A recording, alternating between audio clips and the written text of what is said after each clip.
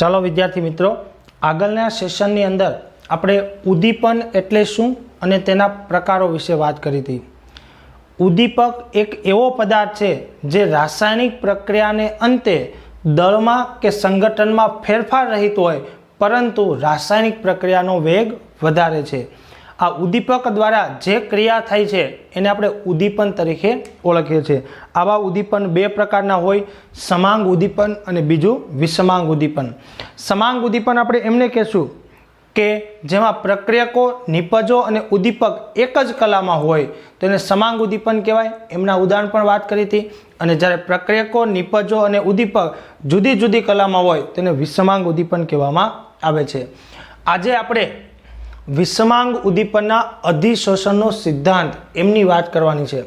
આગળના સેશનમાં જ્યારે સમાંગ અને વિષમાંગ ઉદ્દીપનની આપણે વાત કરી હતી ત્યારે મેં તમને કીધું હતું કે સમાંગ ઉદ્દીપનમાં હંમેશા સક્રિયકૃત સંકીર્ણનો સિદ્ધાંત સમાયેલો છે, જ્યારે વિષમાંગ ઉદ્દીપનની અંદર આપણે એવું કીધું હતું કે એમની અંદર અધિશોષણનો સિદ્ધાંત સમાયેલો છે. તો એમના વિશે આપણે વાત કરવી છે. તમે જો કે આ સિદ્ધાંતમાં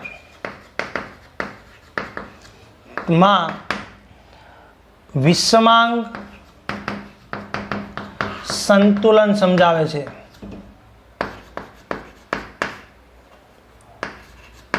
વિષમાંગ સંતુલન સમજાવે છે. ચાલો શરૂઆત કરીએ. જૂનો સિદ્ધાંત જે અધિશોષણનો છે, જૂનો સિદ્ધાંત કે જે અધિશોષણનો છે, તેમાં એવું માનવામાં આવે છે કે વાયુ કે દ્રાવણમાં રહેલા પ્રક્રિયક ઘન સપાટી પર અધિશોષણ પામે, જેના કારણે પ્રક્રિયાનો વેગ વધે છે. આ એક એવું માનવામાં આવતું હતું. જૂના સિદ્ધાંતમાં એવું માનવામાં આવતું હતું કે વાયુ કે દ્રાવણમાં રહેલા પ્રક્રિયક ઘન સપાટી પર, માનો કે એક ઘન પદાર્થ છે તેના પર પ્રક્રિયક આ રીતે અધિશોષણ થવાના કારણે એ ભેગા થશે અને એના કારણે પ્રક્રિયાનો વેગ વધે છે. ઉપરાંત અધિશોષણ ઉષ્મા સેપક પ્રક્રિયા હોવાથી તે ઉષ્મા પ્રક્રિયાનો વેગ વધારે. આ જૂના વૈજ્ઞાનિકોની માન્યતા હતી. ટૂંકમાં આને ફેવર કરતા હતા ને એ વૈજ્ઞાનિકોની માન્યતા હતી. આ એક મત છે કે ભાઈ પ્રક્રિયક એ કોઈ પણ ઉદ્દીપકની સપાટી પર શું થશે, અધિશોષણ પામશે અને અધિશોષણ થવાના કારણે અણુ એકઠા થાય માટે પ્રક્રિયાનો વેગ વધે છે. ઉપરાંત અધિશોષણ એ સેપક પ્રક્રિયા હોવાથી ઉત્પન્ન થતી ઉષ્મા પણ પ્રક્રિયાનો વેગ વધારવામાં મદદ કરે છે. આ જૂના વૈજ્ઞાનિકનું માનવું હતું. નવા સિદ્ધાંત અનુસાર પ્રક્રિયક તથા ઉદ્દીપક વચ્ચે સક્રિયકૃત સંકીર્ણ બને છે. તો નવા વૈજ્ઞાનિકનો મત એવો હતો કે ભાઈ ઉદ્દીપક અને પ્રક્રિયક બંને મધ્યવર્તી સંકીર્ણ બનાવે છે અને જેના કારણે આ પ્રક્રિયાનો વેગ વધે છે. આ બંને સિદ્ધાંતોની માન્યતા હતી. પણ હાલમાં આજે વિષમાંગ ઉદ્દીપનનો આધુનિક સિદ્ધાંત, એમની અંદર બંનેને કમ્બાઈન કરવામાં આવ્યા છે. એટલે આપણે એમ કહીશું કે આધુનિક સિદ્ધાંત કે જે વિષમાંગ ઉદ્દીપનનો અધિશોષણ સિદ્ધાંત છે, વિષમાંગ ઉદ્દીપનનો અધિશોષણ સિદ્ધાંત તેમાં એવું માનવામાં આવે કે પ્રક્રિયક સપાટી પર અધિશોષણ પામી મધ્યવર્તી અથવા તો સક્રિયકૃત સંકીર્ણ બને છે। ટૂંકમાં બંને બાબતોને ધ્યાનમાં લીધી કે ભાઈ અધિશોષણ પણ થાય છે અને સક્રિયકૃત સંકીર્ણનું નિર્માણ પણ થાય છે। આ નવો આધુનિક સિદ્ધાંત છે, જેના પરથી આપણે એમ કહેશું કે રાસાયણિક સક્રિયતા ઉદ્દીપક પર સ્થાનીકૃત થાય, એટલે કે જે ઉદ્દીપક હશે, જે અધિશોષણ થતું હશે ત્યાં રાસાયણિક સક્રિયતા શું થશે? વધતી આપણને જોવા મળે છે। તો ચલો આ સિદ્ધાંત આપણે 5 પોઈન્ટ આપણને આપ્યા છે। કેવા આપ્યા છે? 5 પોઈન્ટ આપ્યા છે। ચલો પોઈન્ટ નંબર 1, પ્રક્રિયકના અણુનું ઉદ્દીપકની સપાટી પર પ્રસરણ થવું। આ પહેલો મુદ્દો। પહેલું કામ શું થશે? તો કે પ્રક્રિયકના અણુનું ઉદ્દીપકની સપાટી પર પ્રસરણ થવું। હવે એ આપણે આકૃતિ દ્વારા સમજવાનો પ્રયત્ન કરીએ। આપણે જો આ એક આકૃતિ આપેલી છે, આ માની લો કે એક ઉદ્દીપક છે, ઉદ્દીપકની એક ખુલ્લી સપાટી હશે, આ રીતે ખુલ્લી સપાટી આપણને જોવા મળશે। ઓકે, હવે એના સંપર્કમાં કોણ આવે છે? A પ્લસ બી, આ બંને શું છે? પ્રક્રિયકો છે। ટૂંકમાં પ્રક્રિયક આના પર શું પામે છે? પ્રસરણ પામે છે। એટલે પ્રક્રિયકના અણુની ઉદ્દીપકની સપાટી પર પ્રસરણ થવું। ચલો બીજા સ્ટેપમાં શું થશે? તો કે પ્રસરણ પામેલા પ્રક્રિયકના અણુ ઉદ્દીપકની સપાટી પર અધિશોષણ પામે। શું પામે છે? અધિશોષણ પામે છે। એટલે તમે જો કે આ જ ઉદ્દીપક છે, એટલે બીજા સ્ટેપમાં શું થશે? આગળ જશો એટલે આ સ્ટેપ નંબર 1 એના પર પ્રસરણ પામ્યું। હવે ફરીથી આપણે એની જ આકૃતિ ડ્રો કરીએ છીએ।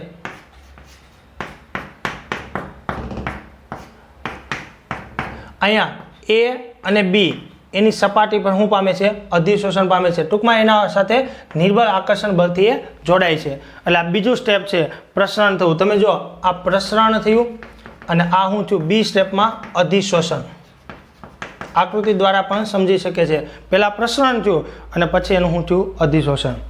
સ્ટેપ નંબર 3, હવે અધિશોષણ થયા પછી સક્રિયકૃત સંકીર્ણના નિર્માણ દ્વારા રાસાયણિક પ્રક્રિયાનું થવું। ત્રીજા સ્ટેપમાં આપણે એમ કહેશું કે સક્રિયકૃત સંકીર્ણના નિર્માણ દ્વારા રાસાયણિક પ્રક્રિયાનું થવું। એટલે તમે જો કે સક્રિયકૃત સંકીર્ણ બનશે એટલે પહેલાં તો સક્રિયકૃત સંકીર્ણ બનશે એટલે રાસાયણિક પ્રક્રિયાની શરૂઆત થશે। એટલે સ્ટેપ નંબર 3 એમાં પાછી એને જ આપણે આકૃતિ ડ્રો કરીએ છીએ। આપણો ઉદ્દીપક છે, આ એની મુક્ત સપાટી છે, અહીંયા A અને B એમની વચ્ચે શું થશે? રાસાયણિક પ્રક્રિયા થશે। આપણે ડોટેડ લાઇનથી દર્શાવીએ છીએ। માનો કે આપણા A અને B છે, એને ડોટેડ લાઇનથી દર્શાવીએ। આપણા A અને B, અહીંયા A અને B પ્રસરણ પામે છે, આપણે આવું જોવા મળશે। હવે શું થશે? તો કે સ્ટેપ નંબર 4માં નિપજનું નિર્માણ થઈ અને એનું અપશોષણ થવું। ડીમાં શું થશે? નિપજનું નિર્માણ થઈ અપશોષણ થવું જેથી બીજા પ્રક્રિયકોને ખાલી સ્થાન મળે। સ્ટેપ નંબર 4માં શું થશે? જે બી નિપજ બની જશે એટલે એનાથી શું પડી જશે? છૂટું પડી જશે। આ રાસાયણિક પ્રક્રિયાનું થવું। સ્ટેપ નંબર 4 એમાં શું થશે?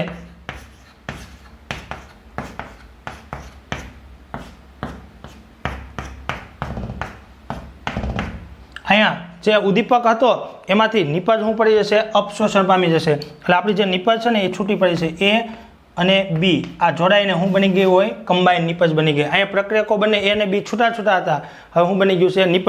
પણ આનાથી શું પડી ગઈ છે? છૂટી પડી ગઈ છે, માટે શું કહેવાય? અપશોષણ। અને ત્યાર પછી સ્ટેપ નંબર 5માં નિપજનું ઉદ્દીપકની સપાટીથી દૂર પ્રસરણ થવું। શું થવું? દૂર પ્રસરણ થવું। તો ચાલો આ રીતે પ્રક્રિયાની મિકેનિઝમ આપણને જોવા મળે છે. તો આ આપણો આખો સિદ્ધાંત આપણને આપેલો છે. ફરીથી આપણે એને સમજીએ. આ સિદ્ધાંત વિસંગ સંતુલન સમજાવે છે. જૂનો સિદ્ધાંત એવું માનતું હતું કે માત્ર અધિશોષણ થાય, જેના કારણે વાયુ કે દ્રાવણમાંના પ્રક્રિયકની સપાટી પર અધિશોષણ થવાના કારણે પ્રક્રિયાનો વેગ વધે. ઉપરાંત સેપક પ્રક્રિયા છે એટલે ઉષ્મા ઉત્પન્ન થાય, એ પ્રક્રિયા કરવામાં શું કરશે? ધક્કો મારશે, એટલે પ્રક્રિયાનો વેગ વધારશે. નવા સિદ્ધાંત અનુસાર ઉદ્દીપક અને પ્રક્રિયક વચ્ચે રાસાયણિક સંકેલનનું નિર્માણ થાય અને જેના કારણે પ્રક્રિયાનો વેગ વધે છે. પણ આધુનિક સિદ્ધાંતમાં આ બંનેને સ્વીકાર લીધા છે કે પ્રક્રિયકની સપાટી પર અધિશોષણ પામી અને સક્રિયકૃત સંકીર્ણ બને છે, જેના કારણે રાસાયણિક સક્રિયતા સ્થાનીકૃત પામે છે. 5 સ્ટેપ આપણને આપ્યા છે. પ્રક્રિયકના અણુ ઉદ્દીપકની સપાટી પર પ્રસરણ પામે, એટલે આની સપાટી પર આ રીતે જશે.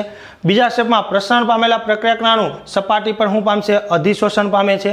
ત્રીજા સ્ટેપમાં સક્રિયકૃત સંકીર્ણના નિર્માણ દ્વારા રાસાયણિક પ્રક્રિયા થશે. એટલે રાસાયણિક પ્રક્રિયા અહીંયા આના ઉપર થઈ જશે. તમે જો અત્યારે આમની સાથે A અને B જોડાયેલા છે, રાસાયણિક પ્રક્રિયાનું થવું અને નિપજનું નિર્માણ થઈ જાય એટલે એનું અપશોષણ દૂર થશે.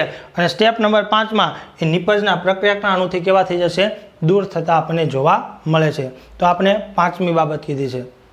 હવે નીચે આપણે એક પેરેગ્રાફ સ્વરૂપે થોડીક નાની સમજૂતી આપી છે. તમે જો કે કોઈ પણ ઉદ્દીપક હોય એના સપાટી પરના અણુ, આ કેવા છે? સપાટી પરના અણુ જે કેવા છે? મુક્ત છે. જ્યારે મધ્યમાં રહેલા અણુ એના જેવા જ બીજા આકર્ષણ બળોથી શું છે? ઘેરાયેલા છે. એટલે પરિણામી આકર્ષણ કેવું થશે? શૂન્ય થશે. પણ સપાટી પર એક પ્રકારનો શું હોય છે? તણાવ હોય છે. અને તણાવ હોવાના કારણે કોઈ વાયુ કે પ્રક્રિયકનો અણુ ઘન એના તરફ શું થશે? આકર્ષિત થશે. અને આકર્ષિત થઈ અને પહેલાં શું બનાવશે? નિર્બળ આકર્ષણથી જોડાશે. તમે જો કે પ્રક્રિયકની મુક્ત સપાટી પર એક પ્રકારનો તણાવ હોવાના કારણે કોઈ વાયુ કે પ્રક્રિયકનો અણુ એની સપાટી ઉપર નિર્બળ આકર્ષણથી જોડાય. કેવા આકર્ષણથી જોડાશે? નિર્બળ આકર્ષણથી જોડાશે. નિર્બળ આકર્ષણથી જોડાણા પછી એમની વચ્ચે રાસાયણિક પ્રક્રિયા થાય, નિપજ બનશે અને નિપજ બન્યા પછી એ છૂટું પડી જશે અને નવા પ્રક્રિયકને એ પ્રક્રિયા કરવા માટે સ્થાન ખાલી કરી દેશે. માટે જ આપણે કહીએ છીએ કે ઉદ્દીપક એ પ્રક્રિયા દરમિયાન રાસાયણિક રીતે ફેરફાર પામતો નથી. એટલે આપણે અહીંયા લખીએ છીએ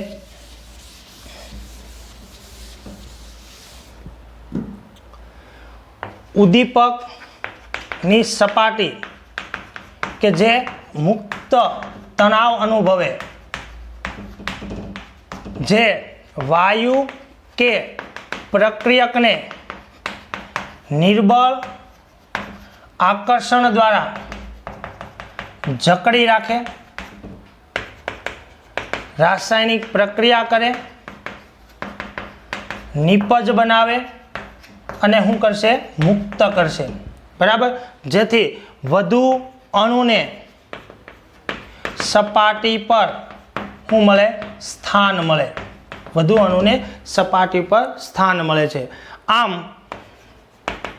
ઉદ્દીપક પ્રક્રિયાને અંતે દળ અને રાસાયણિક સંગઠનમાં ફેરફાર થતો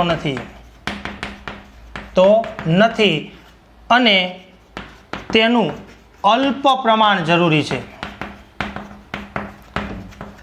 ઉદ્દીપક છે ને એ અલ્પ માત્રામાં હશે ને તો પણ ચાલશે, કેમ કે એના વધારે પ્રમાણની જરૂર નથી, કેમ કે ઉદ્દીપક પ્રક્રિયા દરમિયાન વપરાતો નથી. પ્રક્રિયાના અંતે આપણને કેવો મળે છે?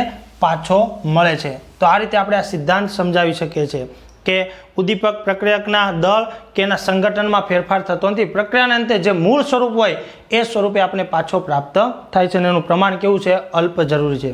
હવે આ સિદ્ધાંત છે ને એની મર્યાદા આપી છે આપણને. બરાબર. આ સિદ્ધાંત બધાને લાગુ પડતો નથી. એટલે આપણે એમ કહેશું કે આ સિદ્ધાંત પ્રવર્ધક અને ઉદ્દીપન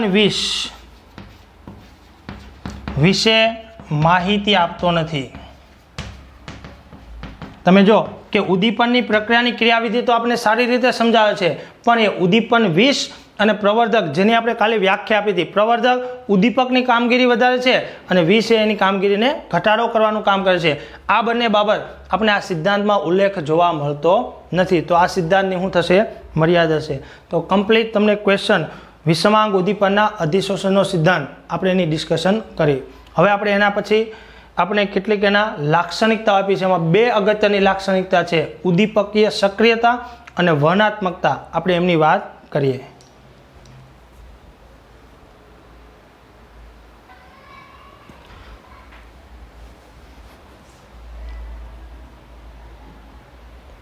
ચાલો હવે આપણો અગત્યની ખાસિયતોમાં પહેલું આપણને આપ્યું છે સક્રિયતા.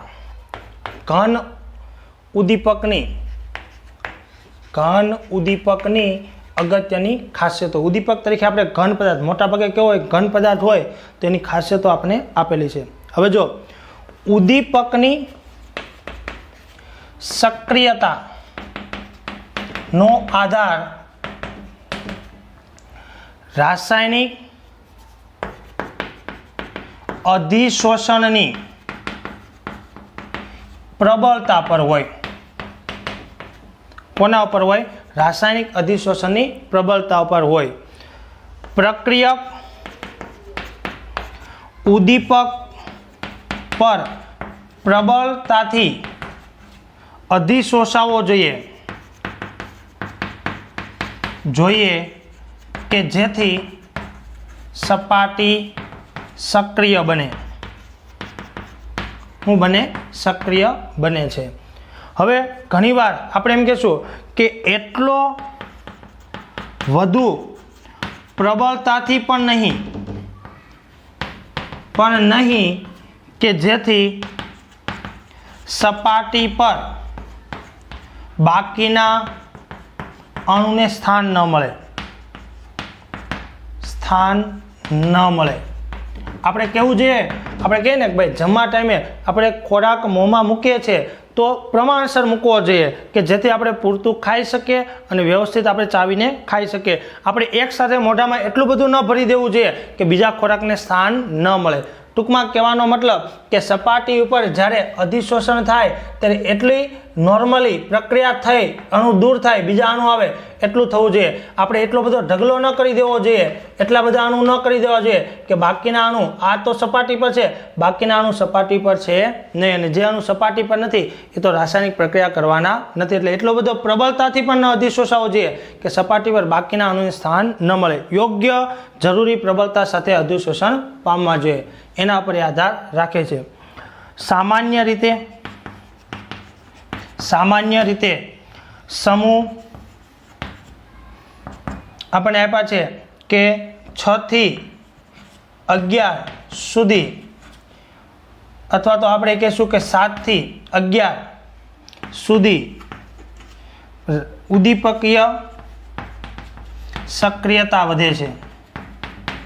ઉદ્દીપકીય સક્રિયતા વધે છે. હમણાં કહો 7મો સમૂહ એટલે કોણ? આપણે જાણીએ છીએ KTV, ક્રોમિયમ એ 6થા સમૂહનું તત્વ છે. પછી કોણ આવશે? મેંગેનીઝ. એટલે જો 7મો, 8મો, 9મો, 10મો, 11મો ને 12મો. તો 7મો સમૂહ કોણ આવશે? Manganese, iron, cobalt, nickel, copper, zinc. આ છે. હવે આપણે 12માની તો જરૂર નથી, 7 થી 11 સુધી આ સક્રિયતામાં વધારો થાય. પછી એની નીચે પણ આપણે જોયા હતા એ જરા નરેન્દ્ર મોદી, ટેક કેર, રુદ્ર, રોષ, પડશે, આગ કરશે. આ બધા આપણે જોયા છે ને. લાહોરમાં હાફતાવ રહે, બરાબર, ટાંટાનમ, એ બધી આપણે વાત કરી છે. એ બધા તત્વોને આપણે યાદ રાખવાનો પ્રયત્ન કર્યો. ટૂંકમાં આ બાજુથી આ બાજુ જશું તો ઉદ્દીપકીય સક્રિયતા વધે. તમે જો કે નિકલ, પેલેડિયમ, પછી પ્લેટિનમ અહીં નીચે આવશે ને. અહીંયા કોણ આવશે? AU આવશે. તો મોટા ભાગે ઉદ્દીપક તરીકે આ બધા તત્વોનો ઉપયોગ થાય. એમાં ખાસ કરીને 7 થી 9 સુધી વધુ જોવા મળે છે. સમૂહ 7 થી 9 એટલે આ સમૂહના તત્વો ઉદ્દીપક તરીકે વધારે. રહોડિયમ, પછી પેલેડિયમ, નિકલ, આ બધાનો આપણે ઉદ્દીપક તરીકે ઉપયોગ કરીએ છીએ. રાસાયણિક સક્રિયતા આના દ્વારા આપણે સમજાવી શકીએ છીએ. તો કે રાસાયણિક સક્રિયતા એ આ ક્રમમાં આપણે જોવા મળશે. આપણે એક ઉદાહરણ આપ્યું છે. દાખલા તરીકે તમે જો H2 અને O2 પ્રક્રિયા કરીને પાણી બનાવે છે. આ નોર્મલી પ્રક્રિયા થતી નથી. અહીંયા આપણે વનાપ લખી દઈએ, પણ જો એ પ્લેટિનમ ઉદ્દીપકનો ઉપયોગ કરીએ તો પ્રક્રિયા થતી આપણને જોવા મળશે. પ્રક્રિયાને શું કરે છે? ઇનિશિએટ કરે છે અને પ્રક્રિયા પરિણમે છે. તો આ ક્રમ ખાસ યાદ રાખજો. સક્રિયતાનો ક્રમ આ રીતે આપણે કહી શકીએ. આ ક્રમ કહી શકીએ. 1 માર્કના પ્રશ્ન સ્વરૂપે પૂછી શકાય.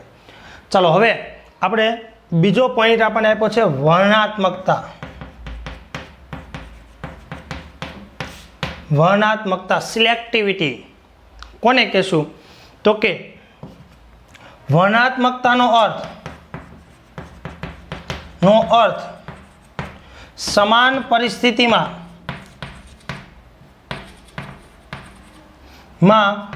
પ્રક્રિયા થવાની શક્યતા ઘણી હોય પરંતુ યોગ્ય ચોક્કસ નિપજની દિશામાં લઈ જવું.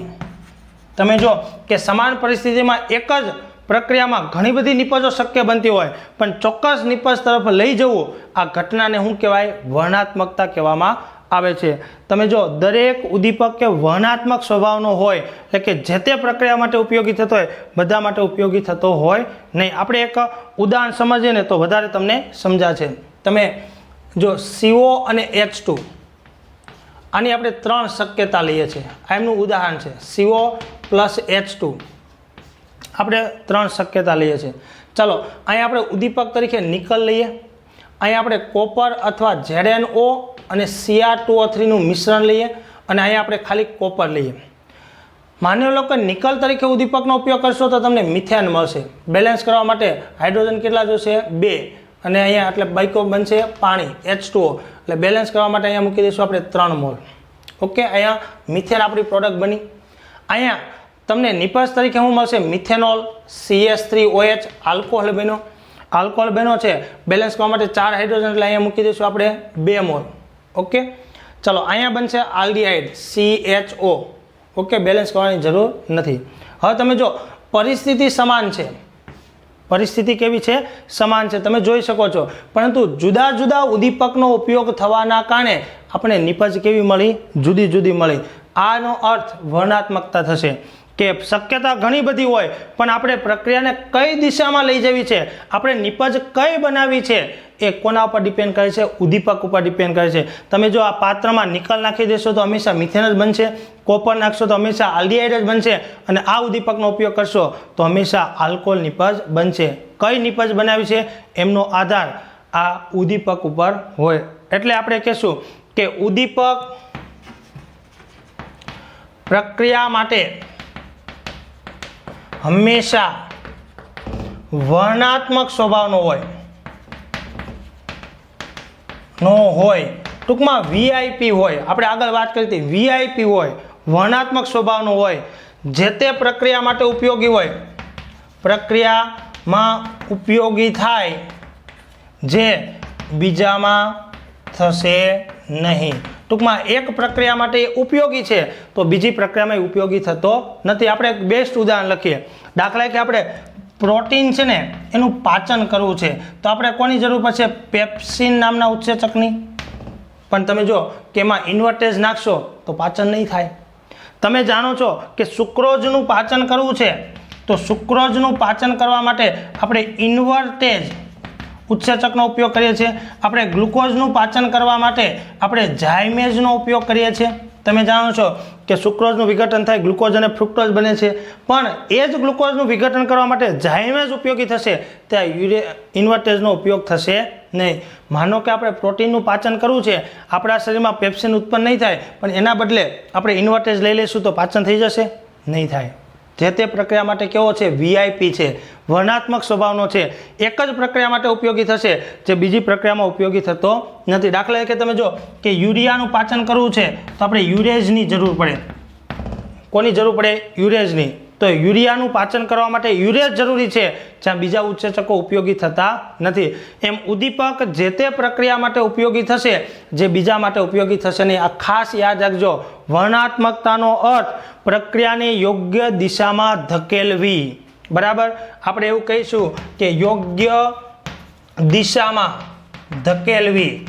યોગ્ય દિશા એટલે કેવી દિશા કે જે દિશામાં આપણે જે જરૂર છે ને એ નિપજ આપણને શું થતી હોય, પ્રાપ્ત થતી હોય. તો એને આપણે શું કહીશું, વર્ણનાત્મકતા કહીશું. તો બે ટર્મ છે, સક્રિયતા અને બીજું આપણને આપ્યું છે વર્ણનાત્મકતા. સક્રિયતા કોને કહેશું તો કે રાસાયણિક સક્રિયતાનો આધાર રાસાયણિક અધિશોષણની પ્રબળતા ઉપર હોય. યોગ્ય રીતે પ્રબળતાથી અધિશોષાવવું જોઈએ કે જેથી નિપજના બીજા અણુને સ્થાન મળી રહે, પરંતુ એટલું બધું વધુ પણ નહીં કે બીજા અણુને સ્થાન ન મળે. આમ સામાન્ય રીતે સમૂહ 7 થી 11 સુધી જશું તો ઉદ્દીપક સક્રિયતા વધે છે અને જે આપણે આમની અંદર જોઈ શકીએ છીએ. મોટાભાગે જો આ જ ઉદ્દીપકો તરીકે વપરાતા આપણને જોવા મળે છે. અહીં આપણે ઉદાહરણ પણ આપ્યું છે કે પાણી બનવા માટે પ્લેટિનમ ઉદ્દીપકની જરૂર પડશે. વર્ણનાત્મકતાનો અર્થ સમાન પરિસ્થિતિમાં પ્રક્રિયા ઘણી બધી શક્ય હોય પણ ચોક્કસ દિશામાં લઈ જવી હશે તો આપણે યોગ્ય ઉદ્દીપકનો ઉપયોગ કરવો પડશે.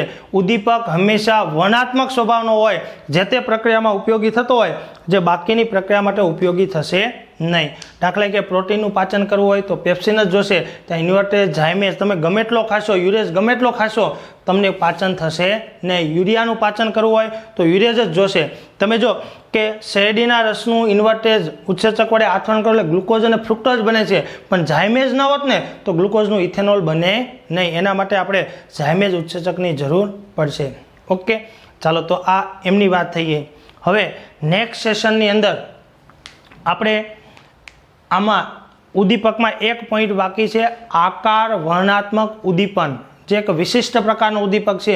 ખાસ કરીને જીઓલાઇટનો આપણે ઉપયોગ કરી અને આવું ઉદ્દીપન કરી શકીએ છીએ એમની વાત કરીશું. અને ત્યાર પછી આપણે આનો જ એક પેટા પ્રકાર છે ઉત્સેચક, એની વાત કરીશું. જો નિર્જીવ ઘટકોમાં થતી પ્રક્રિયામાં જે વિજાતીય પદાર્થ વપરાય એને આપણે ઉદ્દીપક કીધો, કેટાલિસ્ટ. અને સજીવ શરીરમાં આ વિજાતીય પદાર્થનો ઉપયોગ થાય એને આપણે શું કહીશું, એન્ઝાઇમ એટલે કે ઉત્સેચક તરીકે ઓળખશું. એમની આપણે વાતો કરીશું. ઓકે.